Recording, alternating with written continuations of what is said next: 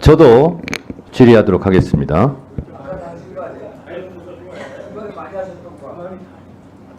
그거는 위원장으로서 의사 진행을 한 것이고요. 지금은 질문을 하겠습니다. 헌재 사무처장님, 헌재에서 내란숙의 피해자 윤석열을 사형에 처한다, 이렇게 판결할 수 있습니까, 없습니까? 없습니다. 없죠? 예. 헌법재판소에서는 위헌 여부의 중대성을 가지고 윤석열을 파면할 것인가 말 것인가를 판결하는 곳이죠? 예, 그렇습니다. 네, 그렇습니다. 법원행정처장님, 예. 내란숙의 피해자 윤석열은 헌법 위반 정도가 매우 심각함으로 탄핵한다, 이런 판결을 법원에서 할 수 있습니까, 없습니까? 할 수 없습니다. 할 수 없죠? 예. 네. 진료는 의사에게, 약은 약사에게 하는 것처럼 헌법재판소에서는 내란죄에 대해서 형량을 판결할 수 없습니다. 마찬가지로 법원에서는 위헌 여부에 대해서 따지고 윤석열을 파면 조치할 수 없습니다. 따라서 헌재는 말 그대로 헌법을 재판하는 곳이기 때문에 헌법재판소입니다. 내란죄를 포함시켜 헌재에서 심리를 할지라도 실제로 내란죄에 대한 사형, 무기, 형량을 선고할 수 없기 때문에 실제로 윤석열을 파면, 탄핵하는 데는 그다지 실익이 있다라고 말하기가 어렵다라고 생각합니다. 저는 국민의힘 의원님들이 참으로 비정하다라고 생각합니다. 윤석열 입장에서 보면 얼마나 배신감이 들겠습니까? 본인은 헌법재판소에서 헌법에 대한 위헌성 여부를 따지는 것도 버거울 텐데 국민의힘 의원들이 왜 내란죄를 뺐느냐, 내란죄를 포함시켜라 라고까지 주장합니다. 얼마나 힘들겠습니까? 윤석열의 입장에서는. 그런데 국민의힘 의원님들은 너무 걱정 안 하셔도 됩니다. 내란죄는 형사재판에서 제가 추측건대는 아마 사형 선고가 나올 것으로 생각됩니다. 그래서 윤석열에 대해서, 내란죄에 대해서 사형 선고가 내리는 것은 법원에서, 형사재판에서 할 테니까 너무 걱정 마시고, 그것을 헌법재판소에서 왜 안 하냐고 윤석열 씨 서운하게 그런 말은 안 하시는 게 좋을 것 같다라는 생각이 듭니다. 자, 방화범이 불을 저질렀습니다. 불을 질렀어요. 그리고 또 불을 지르겠다고 합니다. 그것도 12월 3일 날 불을 질렀는데 나를 잡아가지 않으면 또 불을 지르겠다. 그러면 그 방화범에 대해서는 일단 파면 조치해야 됩니다. 우리 회사 불 질렀는데 또 지를 거야. 그러면 일단 회사에 못 나오게 해야 됩니다. 격리해야 됩니다. 이게 헌법재판소에서 하는 파면, 탄핵 인용입니다. 그런데 그 방화죄에 대해서 징역 10년이냐, 15년이냐, 무기징역이냐, 사형이냐는 그것은 나중에 형사재판에서 하면 될 일입니다. 그런데 이 방화범이 계속 불 지르라고 형사재판을 하면서 1년이 걸릴지 2년이 걸릴지도 모르는 그 방화범을 그냥 불 지를 수 있도록 하는 것은 책임 회피다, 이렇게 생각하고요. 어느 회사 금고지기도 마찬가지입니다.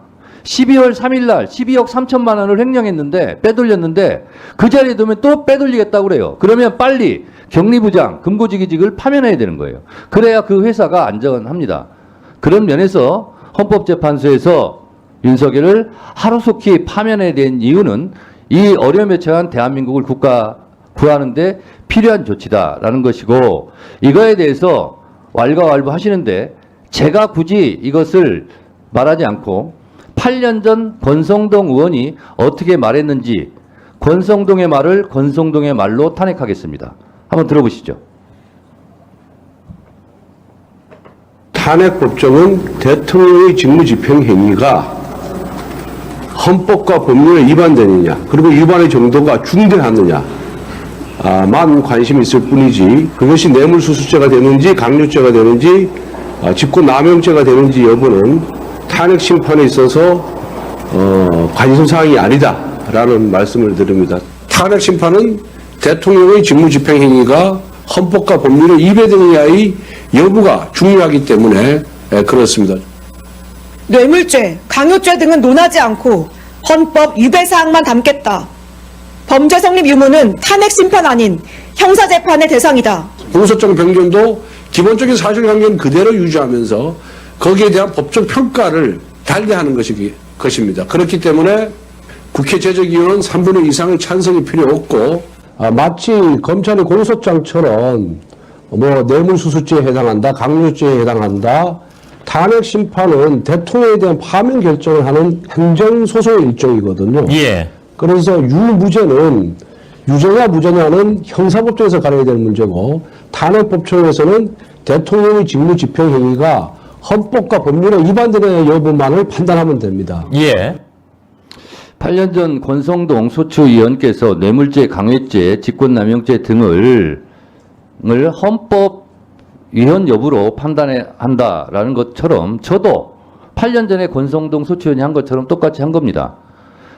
내란죄에 대한 부분은 형사재판정에 가서 사형을 받든 무기든 받든 거기 가서 받으시고 내란 행위에 대해서는 위헌 여부를 가지고도 충분히 탄핵시킬 수 있다라는 것입니다. 그러니 3분의 2 필요 없고 재의결 필요 없다고 지금 권성동 의원이 8년 전에 얘기하고 있지 않습니까? 국민의힘 의원님들 권성동 의원의 말에 대해서 반기 좀 그만 드세요.